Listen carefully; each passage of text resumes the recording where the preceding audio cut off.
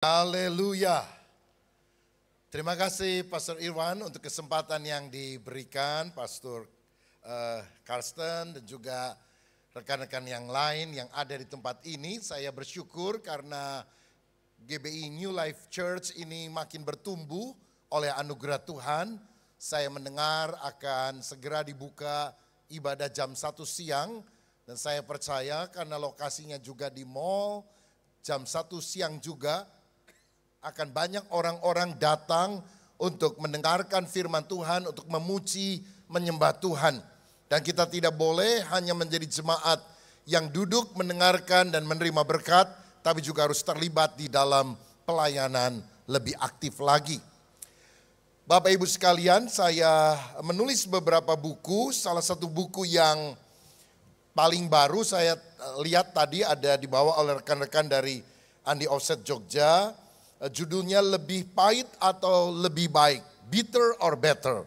Jadi kalau Bapak Ibu Saudara ingin membekali kehidupan rohani lebih lagi, saya anjurkan selain membaca Alkitab juga suka membaca buku-buku rohani ya, supaya kita bisa tumbuh.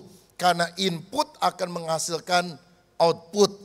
Di rumah saya di perpustakaan pribadi ada lebih dari 3.000 buku-buku rohani dan saya memang suka membaca. Dan saya harapkan saudara juga menjadi orang yang gemar membaca, terutama buku-buku rohani supaya tumbuh. Nah, buku Lebih Pahit atau Lebih Baik ini adalah sebuah kisah atau pengalaman atau pergumulan dari banyak orang dan juga tentu dilandasi oleh firman Tuhan tentang masalah-masalah yang mereka hadapi, terutama trauma pada masa kecil, kemudian tekanan-tekanan karena abuse yang terjadi, karena kepahitan dan sebagainya. Dan banyak orang kemudian menjadi bitter, lebih pahit. Mereka membenci orang, melakukan dosa dan sebagainya. Tetapi Alkitab memberikan jalan keluar supaya kita menjadi pribadi yang better, lebih baik. Yaitu kalau kita menerapkan prinsip firman Tuhan. Bagi saudara yang ingin mendapatkannya boleh mendapatkan nanti setelah ibadah ini di pintu keluar. Saudara-saudara, saya juga bersyukur karena jemaat kami di Bandung, Tuhan makin berkati, bertumbuh dan kami sedang membangun sebuah proyek di Sumarekon, Bandung di atas tanah 2 hektar. Sebelah kiri itu untuk gereja 4 lantai dan sebelah kanan untuk museum kisah-kisah Alkitab modern dan juga teater Kristen 5 lantai. Dan rencananya akhir bulan depan topping off lantai keempat untuk gereja selesai dan baru kemudian finishing. Dan kita akan masuk ke museum Alkitab modern. Jadi mulai dari awal sampai akhir orang bisa melihat kisah-kisah Alkitab yang disuguhkan secara modern supaya orang-orang bisa mengenal isi Alkitab itu apa. Saya bersyukur karena sekarang kereta cepat WUS dari Jakarta ke Bandung itu cuma 45 menit. Dan stasiun terakhirnya Tegaluar itu dekat sekali dengan tempat kami. Jadi memang luar biasa Tuhan siapkan semuanya tanpa kita pikir, tanpa kita duga. Semua infrastruktur Tuhan siapkan. Karena saya percaya banyak orang harus mengenal Injil Yesus dan percaya bahwa Yesus adalah Tuhan dan Juru Selamat.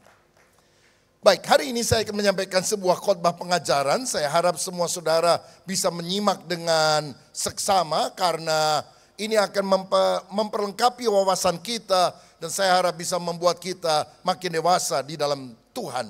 Saya mau bicara tentang Allah Tritunggal. Saudara-saudara, kita sedang hidup pada akhir zaman dan banyak sekali ajaran sesat yang muncul. Sehingga kita perlu tahu firman Tuhan agar tidak lemah tetapi kokoh di tengah arus dan goncangan zaman.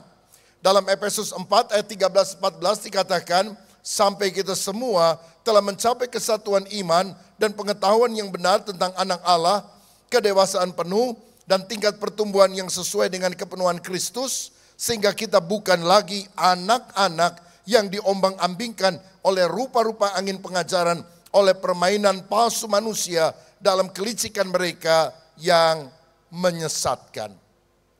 Begitu banyaknya ajaran sesat yang muncul di dunia sekarang, terutama yang dipancarkan juga melalui YouTube, melalui sosial media yang lain.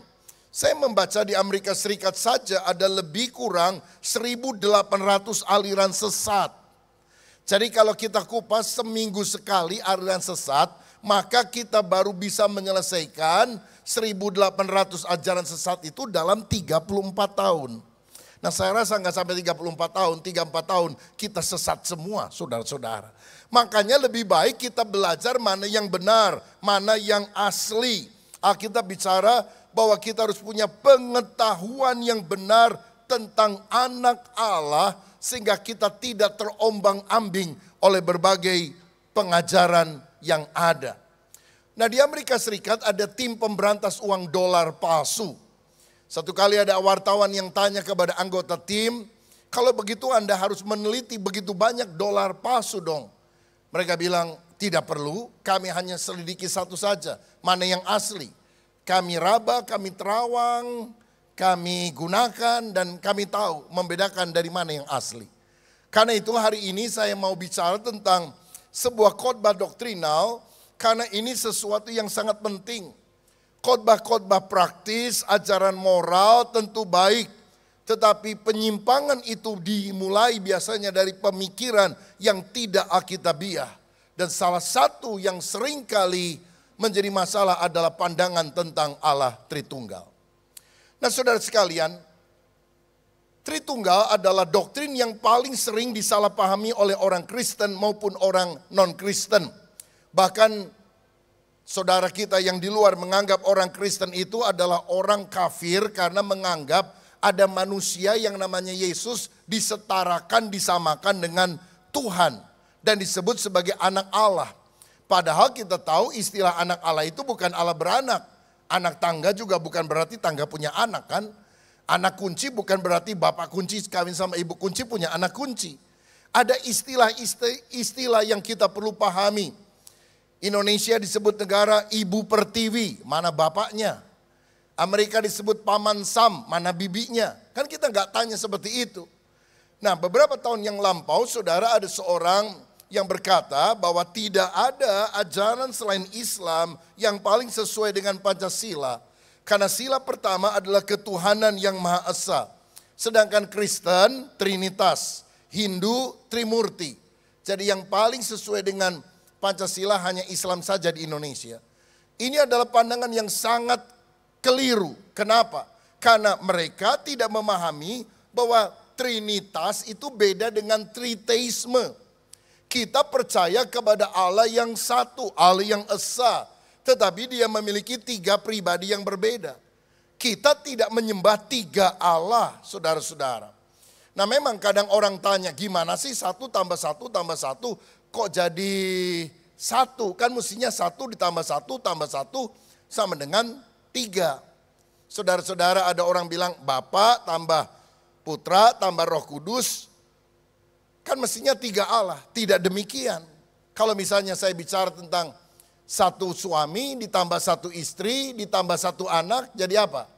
1 keluarga. 3 orang memang tapi 1 keluarga. Nah, dan kita tahu bahwa Allah itu bukan matematika, 1 ditambah 1 ditambah 1.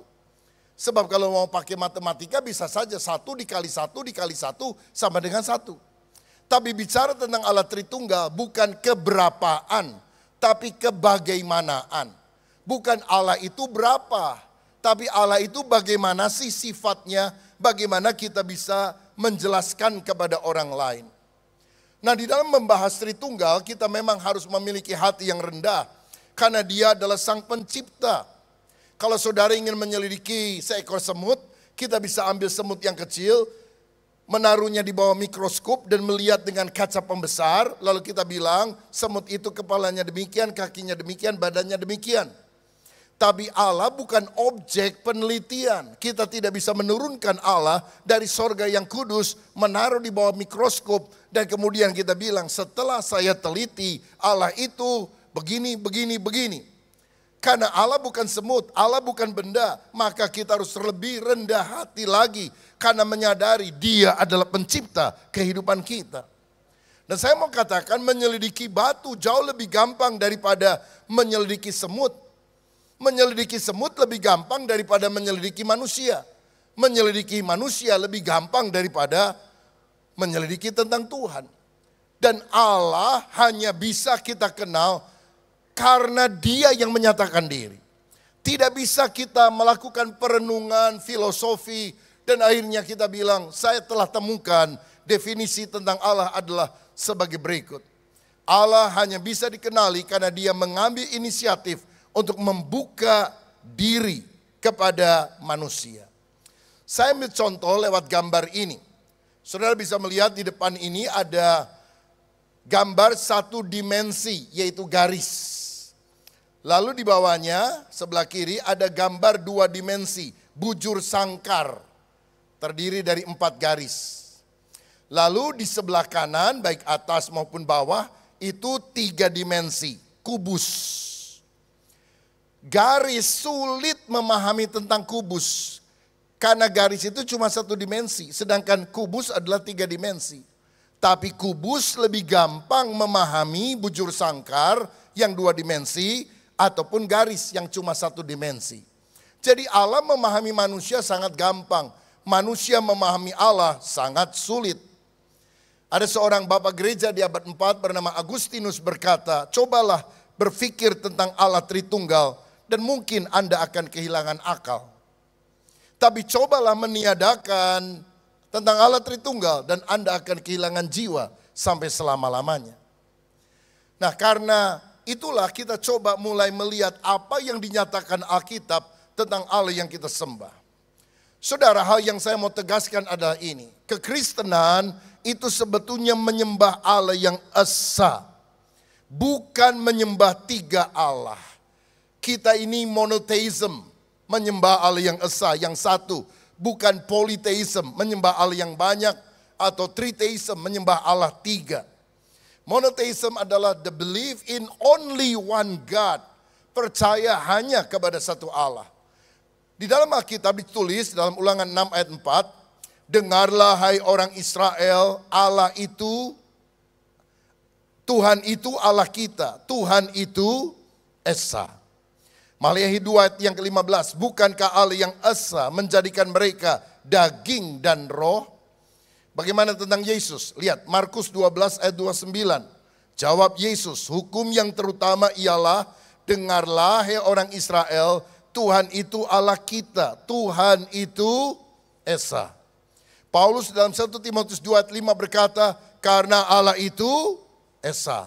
Dan esa pula Dia yang menjadi pengantara antara Allah dan manusia, yaitu manusia Kristus Yesus. Ini hanya beberapa ayat di dalam Alkitab yang menunjukkan kekristenan itu percaya kepada Allah yang esa. Jadi kalau ada orang bilang Kristen menyembah 3 Allah, bohong, tidak Alkitabiah. Karena jelas-jelasan Alkitab menulis bahwa Allah itu esa. Tetapi Allah yang esa itu Tritunggal adanya. Maksudnya satu hakikatnya, tapi memiliki 3 pribadi yang bisa dibedakan, tapi tidak bisa dipisahkan. Misalnya Yohanes 10 ayat 30, Yesus di sana berkata, Aku dan Bapa adalah satu. Satu apa? Satu hakikatnya, walaupun berbeda pribadinya. Nah saudara-saudara, kita perlu tahu bahwa di dalam bahasa Ibrani ada 2 kata yang berbeda. Ada kata ehad yang artinya united, satu kesatuan bersama, yang beda dengan yahid atau tunggal. Misalnya ketika Tuhan memerintahkan Abraham untuk mempersembahkan anaknya yang tunggal, yaitu Ishak, kata tunggal yang dipakai adalah yahid.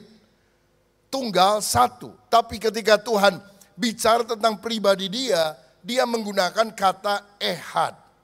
Sambil contoh Kejadian 1 ayat 26 yang berkata demikian. Berfirmanlah Allah, baiklah kita menjadikan manusia menurut gambar dan rupa kita. Saya mau tanya, kita itu jamak atau tunggal? Jamak atau tunggal? Jamak. Plural atau singular? Plural. Lalu ayat berikutnya, maka Allah menciptakan manusia itu menurut gambarnya. Jamak atau tunggal? Tunggal. Kenapa di atas itu adalah jamak, kita di bawahnya sambungannya pakai kata tunggal? Karena Alkitab menunjukkan Allah itu esa tetapi jamak. Saudara-saudara, ada yang bilang begini, oh jangan-jangan waktu Allah mau menciptakan manusia, yang dia ajak ngobrol itu malaikat. Malaikat, baiklah kita menciptakan manusia menurut gambar dan rupa kita. Itu tidak benar, karena malaikat itu ciptaan.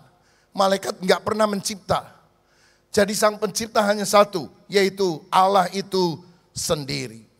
Saudara, dalam kehidupan kita juga bisa melihat ada benda yang satu tapi punya kejamakan di dalamnya. Misalnya, kita ibadah di sebuah ruangan. Berapa ruang yang kita pakai untuk ibadah siang hari ini? Satu ruangan. Tapi satu ruangan ini terdiri dari 3 dimensi. Ada panjangnya, ada lebarnya, ada tingginya. Jadi satu ruangan bisa terdiri dari 3 unsur di dalamnya. Panjang, lebar, tinggi. Contoh lain, saudara pernah lihat segitiga? Segitiga itu pasti ada 3 garis. Garis pertama, garis kedua, garis ketiga. Kalau garisnya hanya 1 atau 2, tidak mungkin membentuk segitiga. Kalau 2 hanya sudut, saudara-saudara. Jadi sebuah segitiga harus punya 3 garis. Dan kemudian ada 3 sudut, yang atas, yang kiri bawah, dan kanan bawah. Berapa segitiga? 3 atau 1? 1 segitiga, tapi punya 3 unsur di dalamnya. Nah begitu juga penggambaran yang secara sederhana kita bisa kaitkan dengan Allah Tritunggal. Walaupun saya perlu saudara camkan ini baik-baik, tidak ada ilustrasi, contoh atau gambaran yang bisa membandingkan dirinya dengan Allah. Karena Allah itu tiada tanding, tiada banding. Jadi gambaran apapun pasti akan meleset kalau menunjukkan jati dirinya. Tetapi supaya kita punya sedikit jembatan berpikir, walaupun contoh itu sangat tidak sempurna, kita pakai gambaran. Karena anak saya waktu masih kecil, sekarang cucu saya yang tanya sama saya, "Opa, Tuhan itu gimana sih? Gimana menjelaskan Allah Tritunggal kepada seorang yang masih usia 3 tahun, saudara sekalian? Apa pakai kata-kata teologi yang tinggi? Tentu tidak. Harus pakai bahasa yang paling sederhana. Dan bahasa yang digunakan adalah bahasa perlambang. Contoh supaya dia bisa mengerti. Ya misalnya seperti segitiga atau seperti ruangan. Walaupun Allah tentu bukan segitiga. Allah itu bukan ruangan. Atau saya ambil contoh yang lain. Tanah liat. Kita bisa buat menjadi vas bunga. Kita bisa buat menjadi asbak. Kita bisa buat menjadi genteng. Ada 3 hal yang berbeda antara vas bunga, asbak, dan genteng. Tapi hakikatnya berasal dari tanah liat. Saudara-saudara, sekali lagi Allah bukan tanah liat, Allah bukan vas bunga, bukan asbak, bukan genteng. Tetapi supaya kita punya sedikit gambaran bahwa Tritunggal beda dengan triteisme. Nah perlu saudara pahami bahwa istilah Tritunggal itu tidak ada di dalam Alkitab. Tapi konsep ini adalah sesuatu yang sangat Alkitabiah. Ada yang bilang, gak usah percaya kepada Allah Tritunggal. Coba lihat di ayat mana di dalam Alkitab ada tulisan Tritunggal. Jawabannya tidak ada. Tapi apa yang tidak ada secara tersurat tidak berarti konsep itu salah. Saudara percaya gak Kristen itu monoteisme? Monoteisme atau politeisme? Monoteisme kan? Coba cari di Alkitab kata monoteisme. Ada? Tidak ada. Tapi kita percaya bahwa konsep Alkitab adalah monoteisme. Tertullianus adalah orang yang pertama kali menggunakan istilah Tritunggal.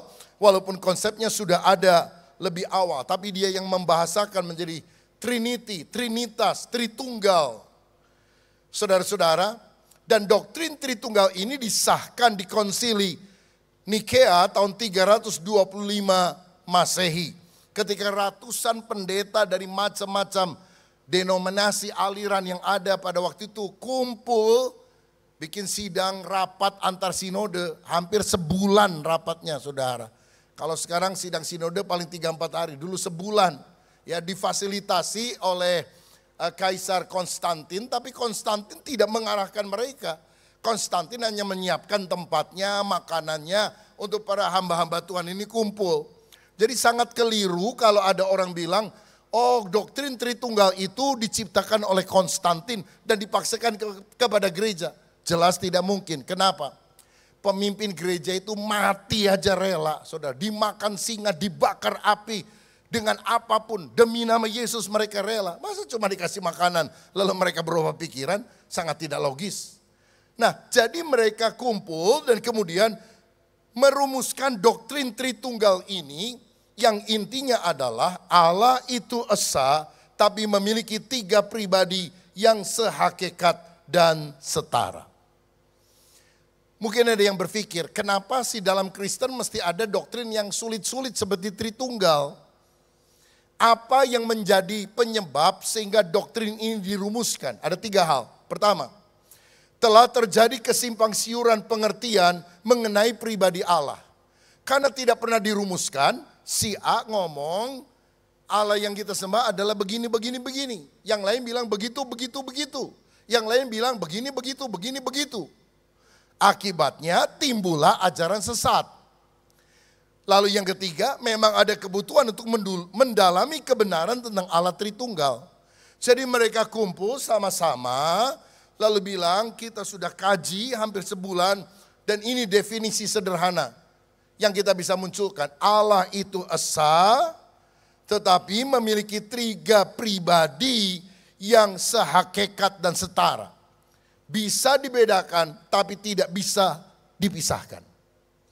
Ini rumusan gereja yang sampai hari ini belum pernah berubah.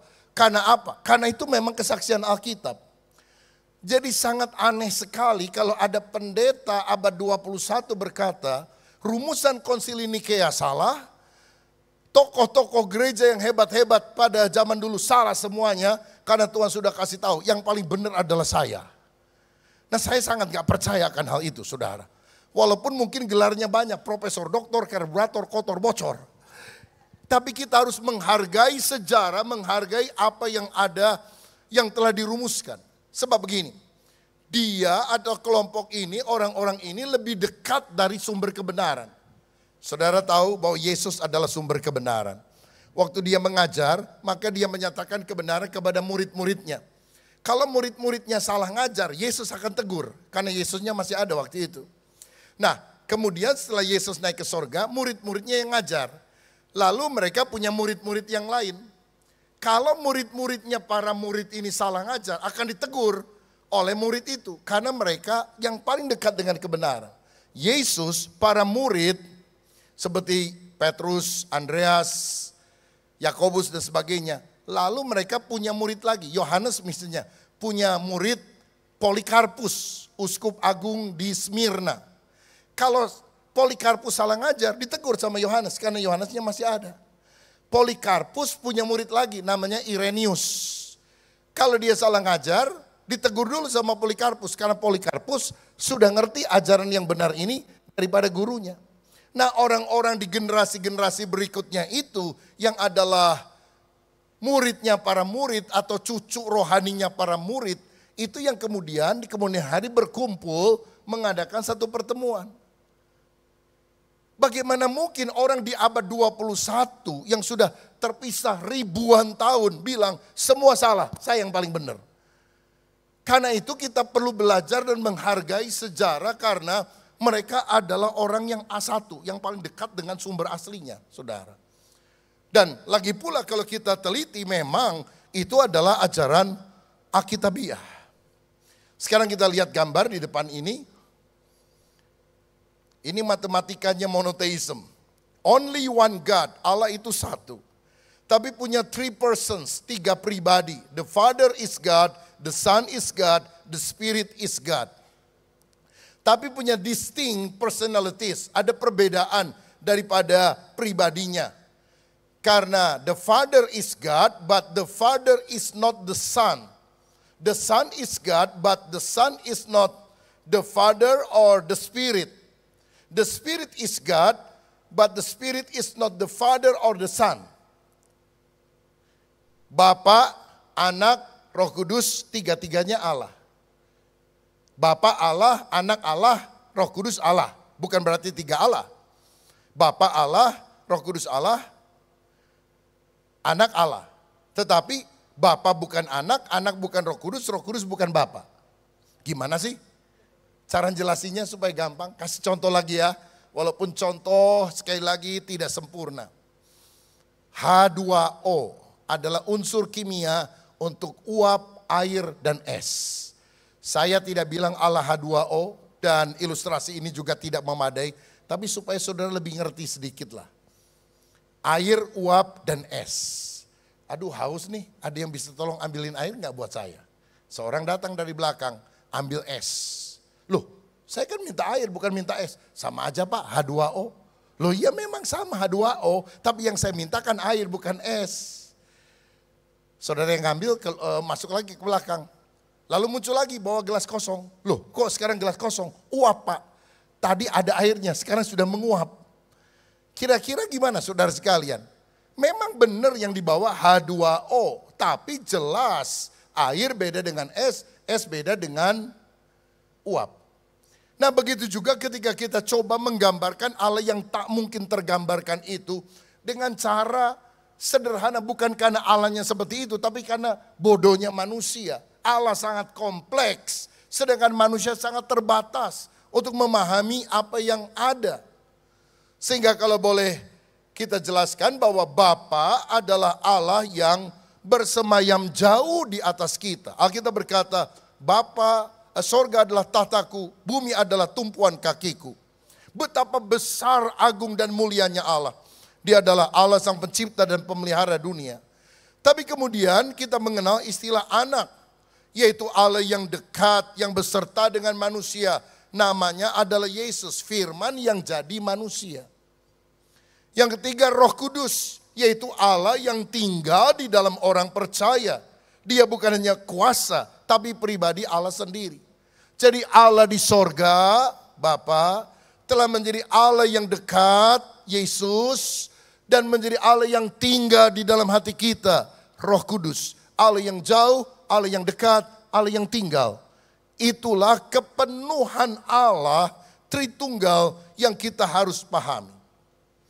Ada seorang bapak gereja abad 4 namanya Agustinus berkata, perbedaan sebutan pribadi Bapa, Anak, Roh Kudus itu dalam hubungan satu sama lain dengan tugas khusus masing-masing. Maksudnya, Yesus dalam hubungan dengan dirinya disebut Allah. Tapi dalam hubungan dengan Bapa disebut sebagai anak. Jadi misalnya saudara mungkin pernah mikir, Yesus di Taman Getsemani kok doa sama Bapak ya? Gimana kok dia doa sama dirinya sendiri? Jawabannya begini, ini adalah menunjukkan persekutuan yang manis, yang kekal, yang dimiliki oleh pribadi Bapa, Anak, dan Roh Kudus. Yesus tidak berdoa kepada dirinya sendiri. Yesus pribadi kedua berdoa kepada Bapa yang adalah pribadi pertama, yang adalah satu kesatuan. Nah ini memang beda, kalau manusia itu satu pribadi punya 3 unsur, tubuh, jiwa, roh. Satu pribadi, 3 unsur. Kalau Allah satu hakikat, 3 pribadinya. Dan jadi agak beda memang sebetulnya. Tetapi setidaknya kita bisa ngerti akan hal tersebut. Ada orang pernah tanya sama saya, Pak, waktu Yesus mati disalib, atau waktu Yesus datang ke dunia, sorga kosong dong. Siapa yang memerintah alam semesta ini waktu Yesus datang ke dunia? Ya Bapa. Karena yang datang ke dunia menjadi manusia bukan Roh Kudus, bukan Bapa, hanya Yesus. Jadi Bapa yang memegang pemerintahan atas alam semesta. Nah, jadi pada waktu Yesus datang ke dunia, siapa yang memegang pemerintahan alam semesta? Ya Bapa, karena memang Bapa terpisah pribadinya daripada Yesus, walaupun dia adalah satu hakikatnya. Nah sekarang saya akan jelaskan beberapa pandangan yang salah tentang Tritunggal, supaya saudara lebih jelas membedakan, oh ini yang benar, ini yang salah. Supaya kita bisa lebih ngerti mana yang benar. Pandangan pertama yang keliru tentang Allah adalah pandangan yang disebut modalisme atau sabellianisme. Menurut pandangan ini, Allah itu satu pribadi tapi punya 3 jabatan. Pencetusnya namanya Sabellian. Karena itu ajarannya disebut sebagai Sabellianisme. Pencetusnya Sabellius. Ya. Contoh yang paling populer, satu pribadi tapi 3 jabatan adalah ini. Pak Ahmad. Di rumah dia kepala keluarga, di pekerjaan dia kepala sekolah, di lingkungan dia kepala rukun tetangga, ketua RT. Jadi Pak Ahmad adalah kepala keluarga, kepala sekolah, kepala RT. Jawabannya ada berapa pribadi? 1. Jabatannya berapa? 3. Masalahnya terjadi kalau Pak Ahmad mati. Maka ketika Pak Ahmad mati, matilah kepala keluarga, matilah kepala sekolah, matilah ketua RT, saudara. Nah, kalau Allah tidak demikian, waktu Yesus mati di salib, yang mati cuma pribadi kedua, yaitu Yesus. Bapa tidak mati, Roh Kudus tidak mati. Jadi kalau pakai ilustrasi, sebaiknya pakai ilustrasi yang model gimana? Ya jangan pakai ilustrasi Pak Ahmad. Pakai ilustrasi lain, misalnya. Saya berkhotbah. Khotbah saya direkam jadi CD. Khotbah saya kemudian ditranskrip jadi buku. Pertanyaan, pada hakikatnya ada berapa khotbah? 1. Saya khotbah tentang Tritunggal hari ini. Lalu direkam jadi CD. Lalu dibuat buku judulnya sama, Allah Tritunggal. Hakikatnya 1 khotbah. Bentuknya 3, ada khotbah lisan, vokal, ada khotbah CD, ada khotbah buku. Kalau misalnya CD-nya rusak, apakah bukunya ikut rusak? Tidak. Karena apa? Karena beda bentuknya, saudara. Nah jadi inilah pandangan yang membedakan antara sabellianisme, modalisme, yang mengatakan Allah itu satu pribadi 3 jabatan, dengan ajaran Allah Tritunggal. 1 hakikat, 3 pribadinya. Nah berikutnya, Yesus manusia saleh yang diangkat menjadi Tuhan pada saat pembaptisan tapi ditinggalkan Allah pada waktu dia disalib. Ini disebut adopsianisme. Jadi ada orang bilang gini, kok orang Kristen itu aneh ya. Ada manusia memang baik sih, saleh sih, namanya Yesus, tapi kok diangkat jadi Tuhan. Nah kita nggak percaya bahwa ada manusia yang bisa jadi Tuhan. Manusia jadi Superman aja cuma ada di film, masa bisa jadi Tuhan? Tapi kalau Tuhan jadi manusia itu ada. Namanya Yesus. Karena manusia itu terbatas. Tidak mungkin menjadi tanpa batas. Tapi yang kalau tanpa batas membatasi dirinya bisa tidak? Bisa. Dan itu adalah Yesus. Jadi kita tidak percaya pandangan adopsianisme, diadopsi. Yesus manusia yang baik, diadopsi, diangkat menjadi anak Allah. Tetapi pada waktu dia mau disalib, dia akan teriak, Eli, Eli, lama sabachthani, Allahku, mengapa engkau meninggalkan aku? Nah itu sudah ditinggalin oleh Allah, cuma manusia saja. Masalahnya kalau Yesus hanya manusia manusia saja, bagaimana satu orang manusia bisa menghapus dosa seisi dunia? Bukankah Allah saja yang bisa melakukan hal itu? Jadi yang benar tidak ada manusia yang menjadi Tuhan. Yang benar adalah Tuhan yang menjadi manusia. Itulah Yesus.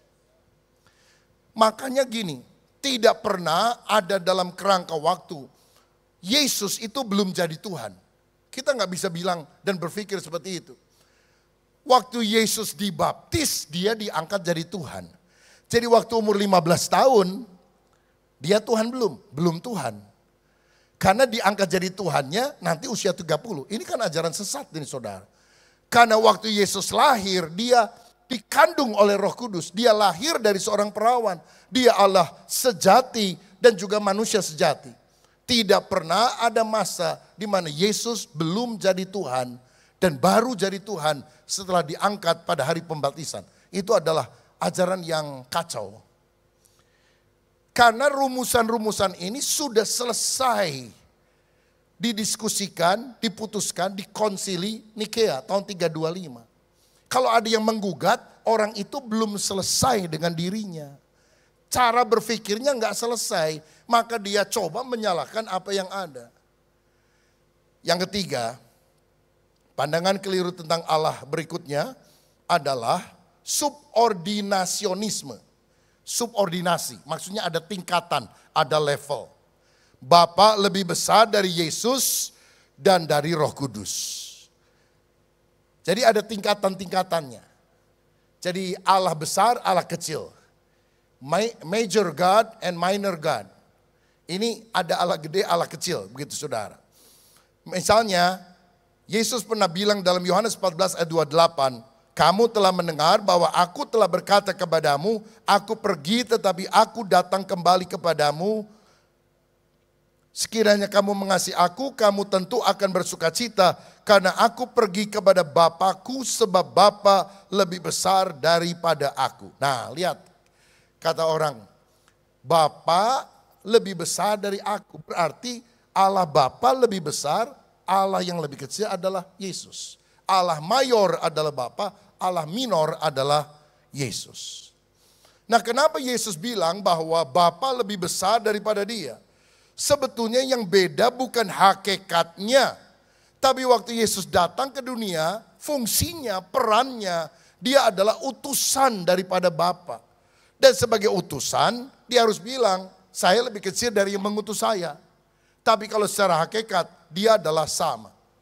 Satu ayat yang penting saudara baca dan garis bawahi, Filipi 2 ayat 6. Ini penting, Filipi 2 ayat 6. Yang walaupun dalam rupa Allah tidak menganggap kesetaraan dengan Allah itu sebagai milik yang harus dipertahankan. Kesetaraan artinya sejajar, tidak lebih kecil atau tidak lebih besar. Yesus setara dengan Bapa. Loh, kenapa dia bilang Bapa lebih besar? Karena tugasnya, fungsinya pada waktu itu sebagai utusan. Saya ambil contoh lah. Saya, saudara dengan Bapak Joko Widodo, hakikatnya sama atau tidak? Hakikatnya sama atau beda? Sama, sama-sama manusia. Saya, saudara sama gajah, hakikatnya sama atau beda? Beda. Kenapa? Kita manusia, dia binatang. Tapi kalau sama Pak Jokowi, sama-sama. Dia manusia, kita juga manusia, hakikatnya. Tapi kalau fungsinya, perannya sama atau beda? Beda. Beliau presiden, kita adalah rakyat. Jadi pada waktu Yesus datang ke dunia, dia tidak bicara soal hakikat. Waktu dia bilang bahwa Bapakku lebih besar daripada aku. Itu bicara soal fungsi, soal peran. Tapi waktu Yohanes 10 ayat 30, aku dan Bapa adalah satu. Nah, dia bicara soal hakikat. Jadi jangan kita dikacaukan oleh pemikiran bahwa Yesus lebih rendah dari Bapa, lebih rendah dari Roh Kudus. Karena semuanya setara, sejajar, setara, sehakikat. Dan yang terakhir adalah Arianisme yang kini dipahami atau dipercaya juga oleh aliran Saksi Yehova. Menganggap bahwa Yesus adalah ciptaan Allah mula-mula. Yesus hanya suatu ilah atau makhluk. Jadi gini, pada waktu Allah menciptakan segala ciptaannya, yang pertama kali diciptakan adalah Yesus. Baru dari Yesus diciptakan semua ciptaan-ciptaan yang lain. Berarti Yesus adalah ciptaan Allah yang mula-mula. Tapi jelas ini bukan ajaran Alkitab. Karena Alkitab berkata pada mulanya adalah firman. Firman itu bersama-sama dengan Allah. Dan firman itu adalah Allah. Jadi firman itu kekal, Yesus itu kekal, dia tidak diciptakan oleh Allah. Karena dia adalah sang pencipta alam semesta.